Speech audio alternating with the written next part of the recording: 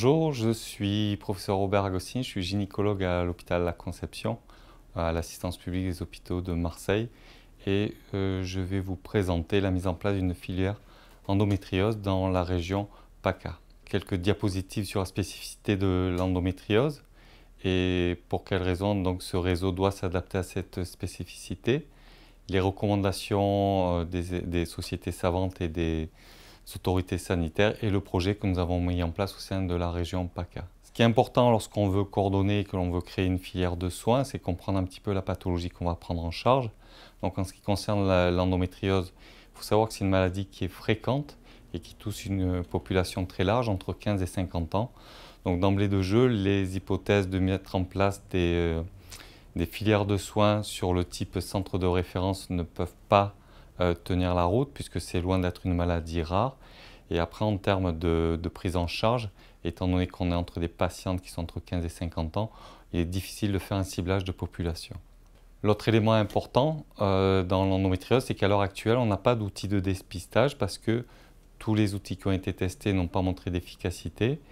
Il n'y a pas à disposition des soignants ce type d'outils permettant un dépistage. Et puis, comme on a vu, pour le moment, il n'y a pas de population cible. Donc, il n'est pas possible pour organiser la prise en charge de l'endométriose sur une large population au niveau d'une région de mettre en place un dépistage en l'heure actuelle. Ce qui est aussi important à savoir, c'est que l'endométriose peut être un événement isolé dans la vie d'une femme ou alors être carrément une maladie chronique qui va s'étaler sur des dizaines d'années.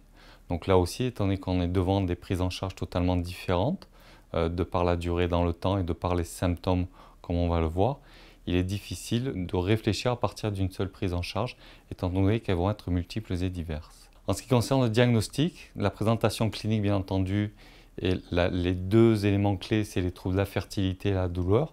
Mais cette douleur, elle peut venir dans un contexte très différent. Et puis aussi, il y a des formes de manifestations qui sont très différentes. Donc sur une étude récente qui s'appelait l'étude Endovie, donc on voyait le nombre de symptômes qui étaient rapportés par patiente et leur âge de survenue. Donc il est très difficile aussi d'orienter et d'organiser des réseaux de soins en partant d'une spécialité d'organe. Ce qui est important aussi, c'est que pour la prise en charge de cette endométriose, il va y avoir les symptômes dus aux lésions constituées et les symptômes dus et qui peuvent être traités par une prise en charge des troubles hormonaux. Donc de facto, on va dire, cette pathologie implique des compétences médicales et chirurgicales. Donc en ce qui concerne le réseau, donc si on prend ces notions, il faut déjà réagir en termes d'une population très large de soignants, si on veut absolument faire des diagnostics précoces, donc qui doivent regrouper des médecins généralistes, des gynécologues bien sûr, les sages-femmes, les infirmières scolaires, puisque les premières manifestations souvent commencent au début de la vie génitale, et les médecins spécialistes dans le sens que je l'appelle un diagnostic d'opportunité, c'est-à-dire que nos collègues qui vont rencontrer des formes atypiques, je pense aux formes cutanées, aux formes d'organes qui ne sont pas les organes cibles classiques de l'endométriose, qu'ils pensent à cette maladie au lieu de mettre en place des traitements souvent inefficaces, mais surtout très délétères. Donc le but, c'est d'arrêter ce cercle infernal, d'arrêter que le diagnostic soit retardé de plusieurs années et qu'on ait enfin une manière efficace, comme des sentinelles de terrain, qui soient formées correctement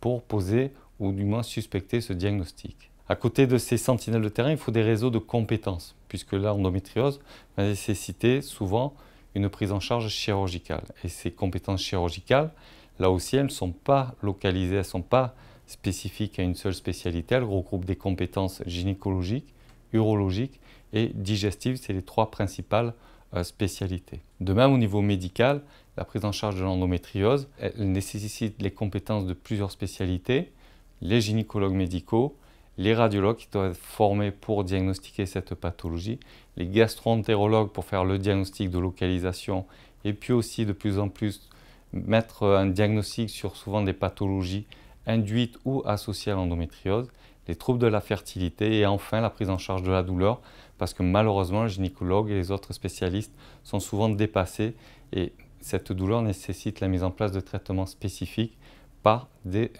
spécialistes de la douleur. Et enfin, c'est ce que j'appelle un réseau temporel, c'est-à-dire que ces patientes elles doivent être suivies dans le temps, qu'elles aient été opérées ou non, qu'elles aient eu un parcours d'AMP. Et tout ceci, il faudra organiser ce suivi des patientes, là aussi, sur le terrain, donc il faudra des compétences médicales adaptées. Donc on fera appel aux gynécologues médicaux, les médecins généralistes, les sages-femmes, et là aussi la prise en charge de la douleur. Le dernier point pour cette pathologie, c'est que malheureusement on sait très peu de choses, tout reste à faire, et il est important lorsqu'on met en place ce réseau de soins, si on prend comme corollaire la prise en charge du cancer, il faut absolument qu'il y ait un réseau d'évaluation, d'éducation et de recherche.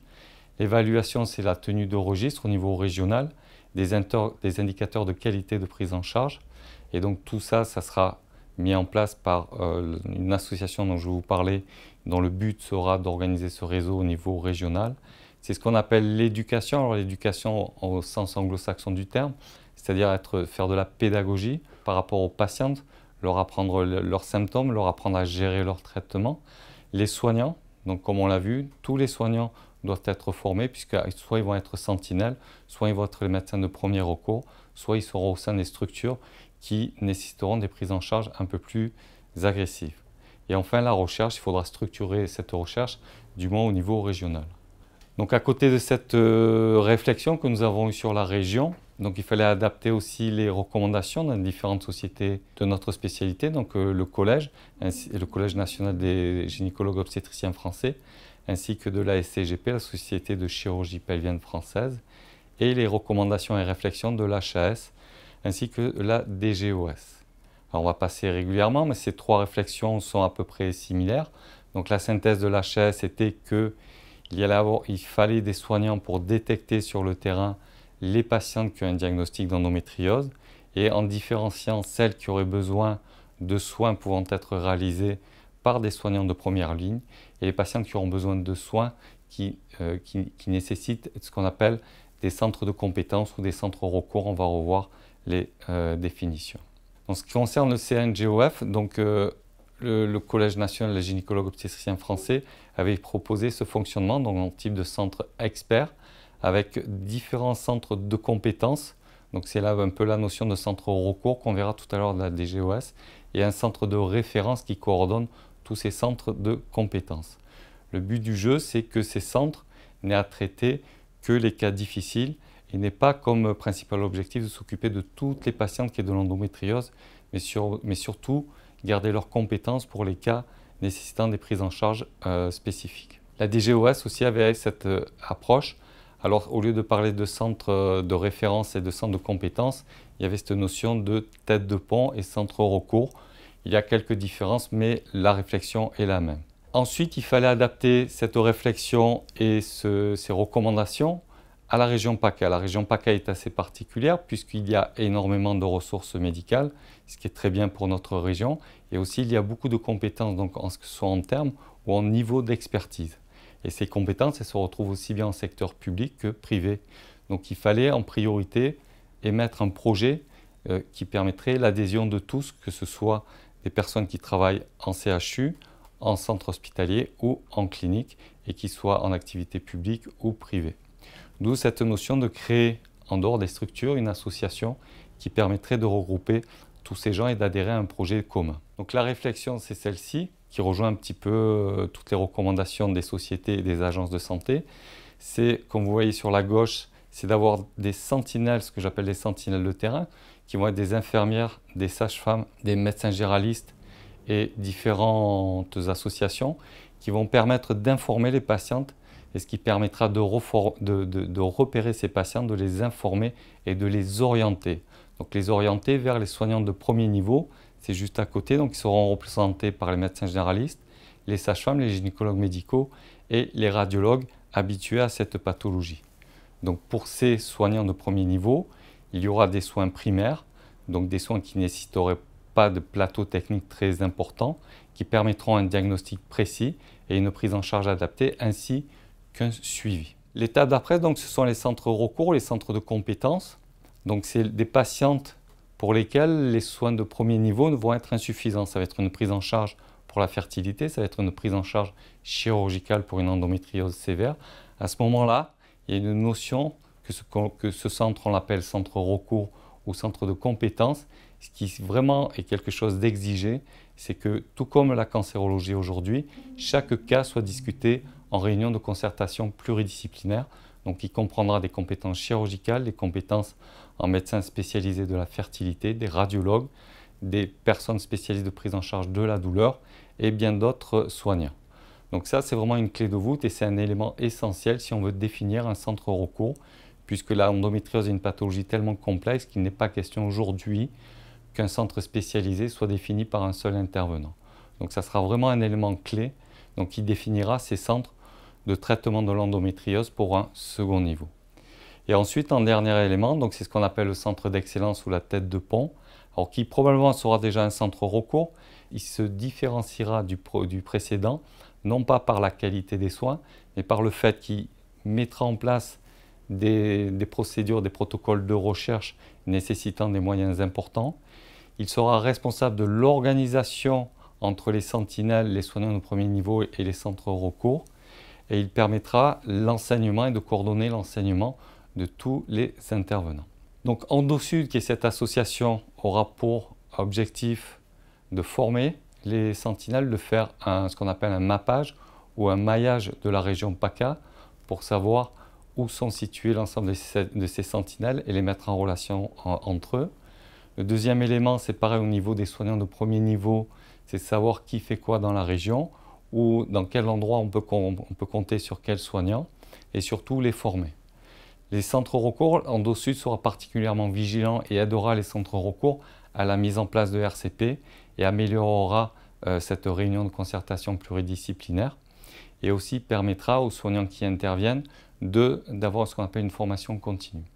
Et enfin, le dernier objectif de l'association EndoSud, ça sera d'aider à mettre en place ce réseau, à aider à mettre en place les formations, à aider à mettre en place les protocoles et procédures de recherche. Donc EndoSud pour réaliser ces objectifs d'avoir trois grands axes. Un, c'est la mise en place des outils. Alors aujourd'hui, bien entendu, un site internet, ce qui est incontournable. Mettre en place des formations adaptées, soit à l'aide du DPC qui existe déjà, soit à l'aide d'autres outils. Et puis surtout d'avoir au niveau régional un annuaire qui permet de connaître l'ensemble des soignants, quel que soit leur niveau d'intervention. Dans les mois qui viennent, nous allons contacter les différentes URPS, soit les médecins généralistes, des sages-femmes, les sociétés savantes au niveau régional, pour toutes les spécialités qui sont impliquées dans l'endométriose, pour pouvoir travailler avec elles. Et enfin, EndoSud étant une association très très jeune, elle compte sur l'ARS pour avoir comme un tutorat, pour être guidée dans sa mise en place et dans son travail. Et aussi, bien sûr, elle comptera sur les structures de soins qui seront soit des centres de recours, soit des centres de référence, pour avoir des personnes à l'intérieur de ces structures qui peuvent aider EndoSud à mettre en place ce réseau. Les derniers intervenants, ça sera l'académie et le rectorat, puisqu'on a vu que c'est très important, étant donné que souvent il y a des jeunes filles qui sont atteintes de cette pathologie et que celles-ci ont beaucoup de difficultés à consulter. Et bien entendu, pour chapeauter au niveau régional, on comptera sur les universités pour nous aider à mettre en place la formation. Je vous remercie.